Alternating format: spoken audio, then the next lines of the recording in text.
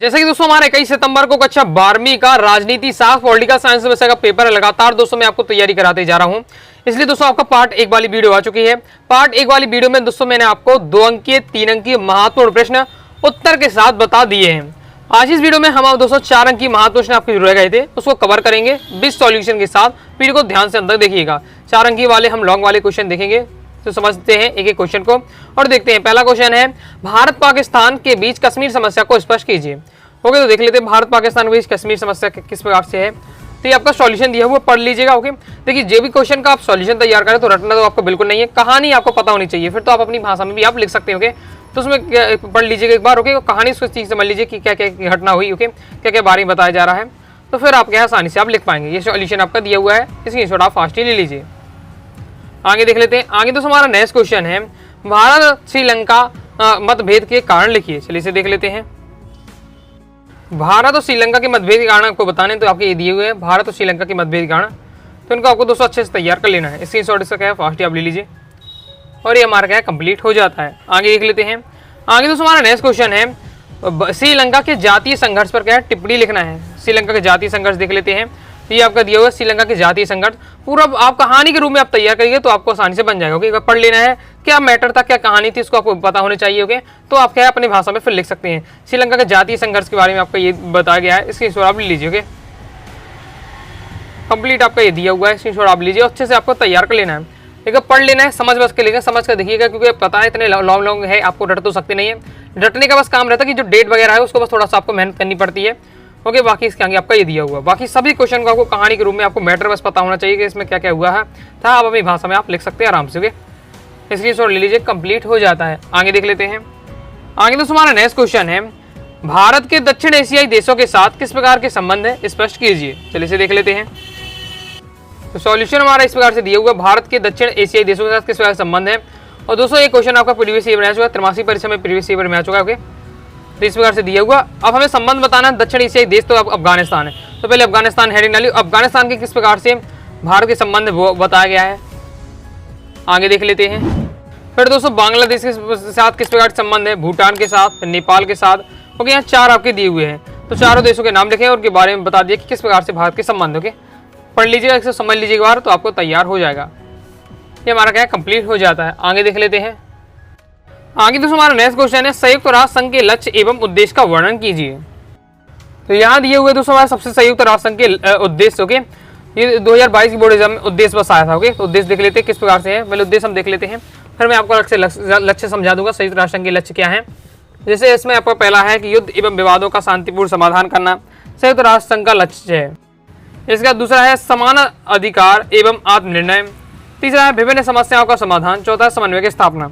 ये दोस्तों आपके संयुक्त राष्ट्र संघ के आपके उद्देश्य, चारों उद्देश्य को आपको शेष तैयार कर लेना है। पॉइंट बाय पॉइंट दिया हुआ। ओके, देखिए जब आप सॉल्यूशन तैयार करें तो पहले आपको हेडिंग बस याद रखनी है कि हेडिंग बस एकदम प्योर आपको याद रखनी है और उसके बाद पढ़ लीजिएगा। ओके, हेडिंग याद आप लिख पाएंगे पेपर में तो उसके बारे में भी आप 1-2 लाइन फिर आप लिख पाएंगे। ओके, हेडिंग याद नहीं पाएगी तो फिर क्या मटेरियल भी नहीं लिख पाएंगे उसके अंदर का, इसलिए आपको क्या करना है हेडिंग अच्छे से तैयार कर लेने हैं, क्या क्या उद्देश्य है। ओके, अब लक्ष्य को भी देख लेते हैं क्या लक्ष्य है। आगे स्क्रीनशॉट इसका क्या है फास्ट ही आप ले लीजिए, कंप्लीट हो जाता है।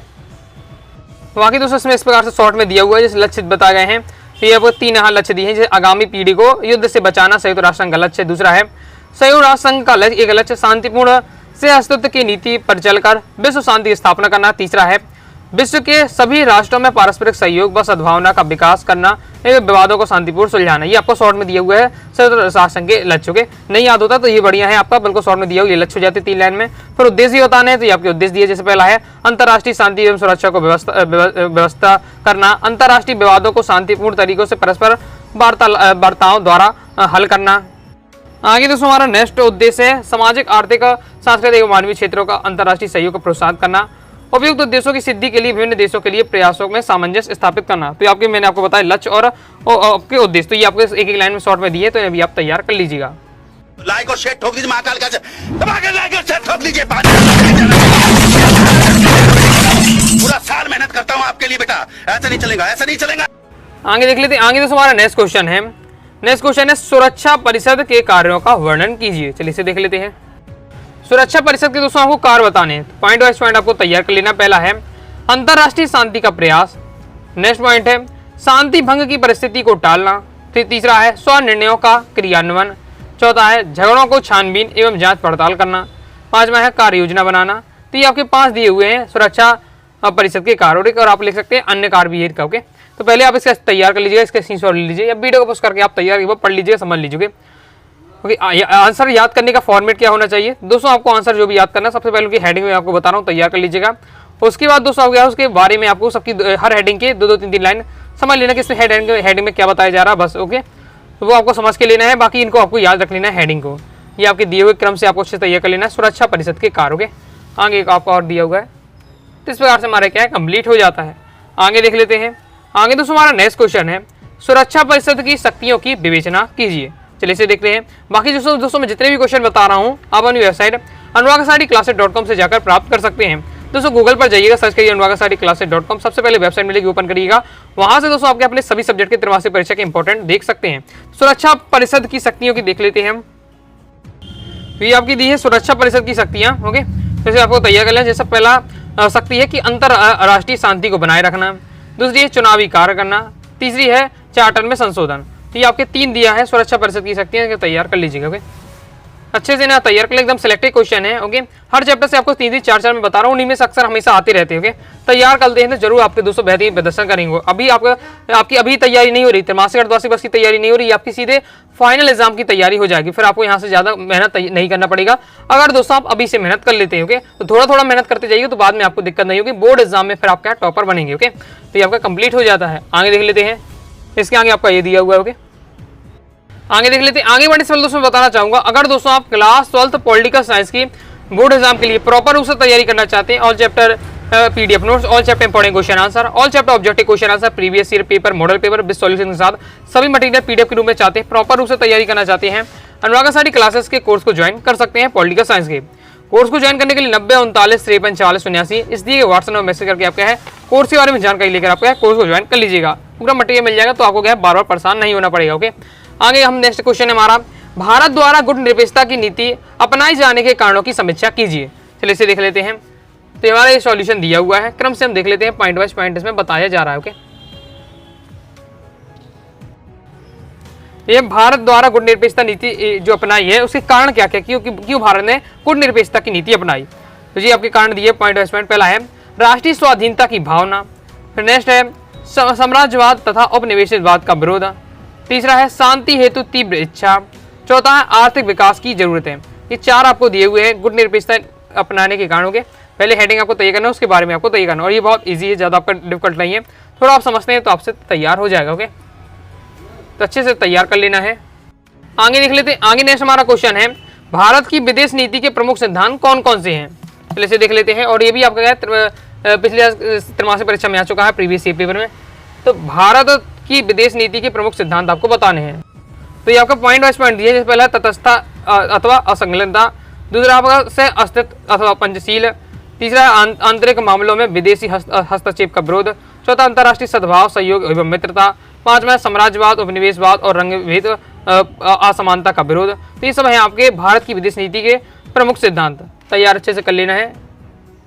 आगे नेक्स्ट है विश्व शांति को प्रोत्साहन। ये आपके 6 कारण दिए हुए हैं कि भारत ने की विदेश नीति के प्रमुख सिद्धांत कौन से, इन 6 पॉइंटों के माध्यम से समझाया जा रहा है। आगे देख लेते हैं। आगे नेक्स्ट दोस्तों हमारा क्वेश्चन है गुट निरपेक्ष नीति के प्रमुख उद्देश्य क्या है।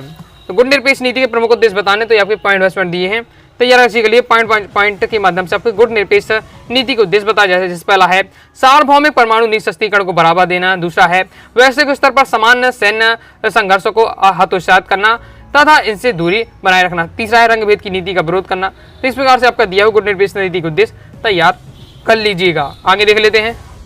आगे हमारा नेक्स्ट क्वेश्चन है दक्षिण एशिया की शांति और सहयोग में सार्क का योगदान है। इसे देख लेते हैं। सॉल्यूशन दोस्तों आपका ये दिया हुआ है, बोर्ड एग्जाम में क्वेश्चन आ चुका है, 2024 की बोर्ड एग्जाम में क्वेश्चन आ चुका है। तो दक्षिण एशिया की शांति एवं सहयोग में जो सार्क का क्या क्या योगदान है, दक्षिण एशिया वाले देशों में शांति बनाए रखने के लिए सार्क का योगदान बताना है। पॉइंट वाइज पॉइंट दोस्तों आपका दिया हुआ है, ओके, सिंपल लैंग्वेज में दिया हुआ है, पहला दूसरा पॉइंट, ये तीसरा पॉइंट अच्छे से आपको तैयार करना है। और ये मैं पूरा डिटेल से आपको जब चैप्टर बाई चैप्टर इंपॉर्टेंट बता रहा था तब मैं आपको समझा चुका था। ओके, तो अगर आप पहले से तैयारी करके रखे हैं तो आपके लिए क्या है, आसानी से आप क्या है, बस आपको एक बार रिवीजन करना है। ओके, और नहीं अगर आप तैयारी की है तो आप प्रॉपर रूप से समझ लीजिएगा, पढ़ लीजिएगा। आगे देख लेते हैं। इसके आगे दोस्तों आपका ये दिया हुआ, ओके, कंप्लीट हो जाता है। आगे देख लेते हैं। आगे नेक्स्ट और लास्ट दोस्तों हमारा क्वेश्चन है, अंतरराष्ट्रीय संगठन के 4 कार्य लिखिए।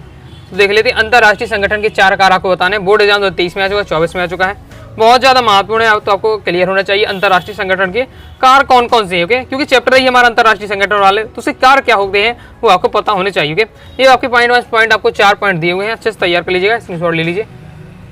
ये आपका प्रॉपर रूप से दिया हुआ है आंसर। ओके, कंप्लीट हो जाता है। आगे देख लेते हैं। तो इस प्रकार से दोस्तों मैं आपको इस वीडियो में आपके जो 4 अंक वाले महत्वपूर्ण क्वेश्चन थे रह गए थे उन्हें हमने कवर कर दिया है। अब दोस्तों वस्तु लिस्ट बस रह जाते हैं, चाहते हैं दोस्तों मैं वस्तु लिस्ट आपको अलग से बता दूं, कमेंट बॉक्स में जरूर बताइएगा। वीडियो पसंद आए वीडियो लाइक करके सब्सक्राइब जरूर कर दीजिएगा। साथ ही दोस्तों टेलीग्राम चैनल व्हाट्सएप चैनल को ज्वाइन कर लीजिएगा। मिलते हैं नेक्स्ट वीडियो में, तब तक के लिए बाय बाय।